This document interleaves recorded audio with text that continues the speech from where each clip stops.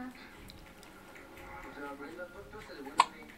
No quiso ver así. Ay, amiga, esa Cassandra no puede estar enamorada de Beto. Cuando se aman, tienen que querer uno a sí mismo. Y ella no